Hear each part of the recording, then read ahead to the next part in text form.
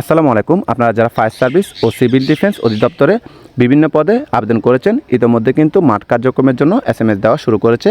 তো আজকে ভিডিওর মাধ্যমে আমরা আলোচনা করব মাঠে প্রথম দিন কী কী কাগজপত্র লাগবে। তো ভিডিওটি স্কিপ না করে পুরো ভিডিওটি মনোযোগ সহকারে দেখবেন, তাহলে কিন্তু সব কিছু বুঝতে পারবেন। তো চলুন কথা না বাড়িয়ে মূল ভিডিওতে চলে যাই। তো আপনাদের যাদের ফায়ার সার্ভিস ও সিভিল ডিফেন্স অধিদপ্তরে বিভিন্ন পদের আপডেট চূড়ান্ত সাজেশন প্রয়োজন, আপনারা চাইলে স্ক্রিনে দেখানো হোয়াটসঅ্যাপ নাম্বারে যোগাযোগ করতে পারেন। তো ফায়ার সার্ভিস ও সিভিল ডিফেন্স অধিদপ্তরে মাঠে প্রথম দিন যে সকল কাগজপত্র লাগবে তার মধ্যে এক নাম্বার হচ্ছে আপনাদের এডমিট কার্ডটা।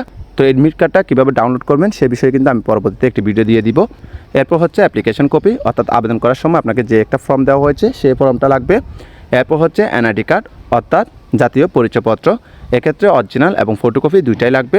এরপর হচ্ছে অবিবাহিত সনদপত্র, অর্থাৎ যারা অবিবাহিত তারা অবিবাহিত সনদপত্রটা সাথে করে নিয়ে যাবেন। অবশ্যই ফটোকপি এবং মূল কপি দুইটাই নিয়ে যাবেন। তো সকল কাগজপত্রের অবশ্যই মূল কপি এবং ফটোকপি সবগুলোই কিন্তু নিয়ে যাওয়া লাগবে।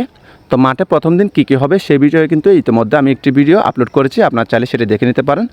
তো সকলকে ধন্যবাদ। আসসালামু আলাইকুম।